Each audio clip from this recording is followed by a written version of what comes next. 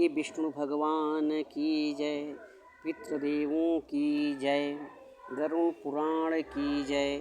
हम छठा अध्याय शुरू कर रहे हैं गरुड़ पुराण का। गरुड़ जी बोले, हे केशव, नरक से आया हुआ जीव माता के गर्भ से कैसे जन्म लेता है एवं गर्भ आदि दुख कैसे भोगता है, यह कृपा करके कहिए। श्री भगवान विष्णु बोले, हे गरुड़, स्त्री पुरुष के प्रसंग द्वारा स्त्री का रज और पुरुष का वीर्य दोनों जब इकट्ठे होकर गर्भाशय में बंद हो जाते हैं तब वह मरने वाला प्राणी कैसे उत्पन्न होता है तुम्हें सुनाता हूँ। ऋतु स्नान के दिन से ही पूर्व ही यदि कामांध स्त्री पुरुष के प्रसंग से पापियों की उत्पत्ति होती है। स्त्रियों की ऋतु इंद्र की ब्रह्म हत्या है। स्त्री 3 दिन अपवित्र रहती है, चौथे दिन स्नान के बाद शुद्ध होती है। पहले दिन वह चांडालनी, दूसरे दिन ब्रह्मधातिनी और तीसरे दिन धोबिन के समान है। इन दिनों के प्रसंग में नरक से आए प्राणी उत्पन्न होते हैं।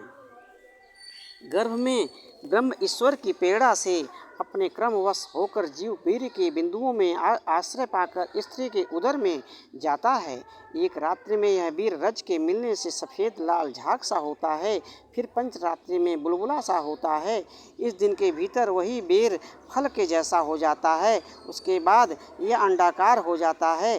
पहले महीने सिर, दूसरे महीने भुजा आदि अंग बनते हैं, तीसरे महीने में नाखून, रोम, हड्डियां, चर्म, लिंग आदि छिद्र बन जाते हैं, चौथे महीने त्वचा, मांस, अस्थि आदि 7 धातुओं की उत्पत्ति होती है, 5वें मास से भूख प्यास लगने लगती है, छठे महीने जेर से लिपटा हुआ ही कुछ में घूमने लगता है और माता के भक्त अन्न आदि से बढ़ता कीटों से परिपूर्ण दुग्ध धार माता के उदर गर्द में सोता है। माता के पेट में कीट आदि भूखे जंतु उसके कोमल अंगों को काटते हैं, जिससे घायल होकर बार बार मूर्छित होता है।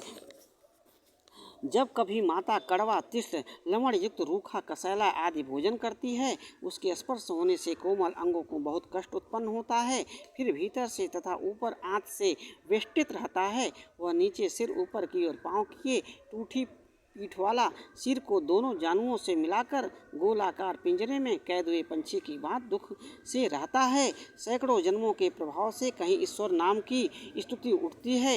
यदि पुण्य उदय हुआ तो गर्भ में ईश्वर का स्मरण करता है और दुख के मारे लंबे श्वास भी लेता है। फिर जीव सप्त धातुओं से बंधा पशु की भांति भयभीत हो हाथ जोड़कर ऋषियों की भांति जिस ईश्वर ने उसे गर्भ में धारण किया था उसकी दीन वाणी द्वारा स्तुति करने लगता है। 7वें महीने के लगते ही गर्भ में जीव को ज्ञान होता है तथा दुखों को देखकर कांप उठता है। गर्भ में एक जगह टिक नहीं पाता, विष्ठा में उत्पन्न कीट की भांति उदर में इधर उधर फिरता है। इस ज्ञान के कारण सांसारिक दुख से वैराग्य युक्त हो ईश्वर की स्तुति करता है। जीव कहता है, हे प्रभु, आप लक्ष्मीनाथ जगत के आधार हैं, सब पापों का नाश करते हैं, अपने शरणागत तीनों की रक्षा करते हैं। हे घट घट में व्यापक विष्णु, मैं आपकी शरण में हूँ। हे भगवान, यह माया जिससे मोहित होकर मैं अपने शरीर, पुत्र, कलत्र आदि में ममता करके अभिमान करता रहा, इसी से जन्म मरण बंधन में पड़ा हूँ। मैंने अभिमानवश अपने कुटुंब पालन में शुभ अशुभ कर्म किए, वे खा पी कर चले गए। अब मैं अकेला उनका फल पाता हूँ, जल रहा हूँ। हे दयाल, यदि मैं इस योनि से एक बार छूट जाऊँ तो अवश्य ही आपके चरण बिंदुओं को स्मरण करूँगा, जिससे मेरी मुक्ति हो जाए। हे प्रभु, मैं मलमूत्र के कुएं में पड़कर जठराग्नि से जल रहा हूँ। मैं यहाँ से निकलना चाहता हूँ, बाहर निकाल दो। मैं यहाँ से आपने ही मुझे यह ज्ञान दिया, मैं आपकी शरण में हूँ। अब दया कीजिए जिससे मेरा पुनः जन्म मरण न हो। हे प्रभु, आपकी कृपा से यह ज्ञान भी हो रहा है कि मेरे बाहर निकलने पर फिर से मुझे संसार चिपट जाएगा, फिर से पाप कर्मों में लग जाऊंगा। अतः मैं गर्भ से निकलना भी नहीं चाहता।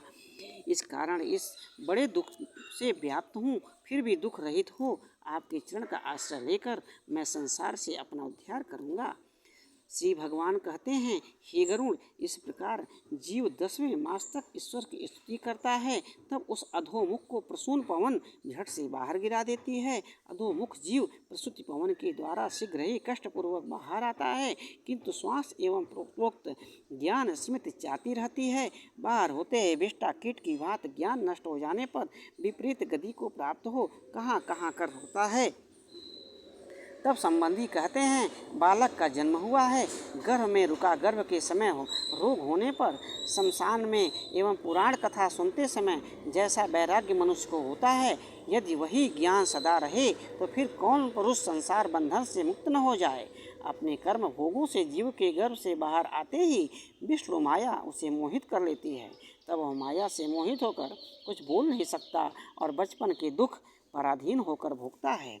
इस दुख का मुख्य कारण है कि माता पिता बालक की इच्छा जान नहीं पाते, क्योंकि दुख एवं भूख में बालक बोल तो सकता नहीं, रोने लगता है। रोना सुनकर माता पिता औषध, दूध आदि दे देते हैं।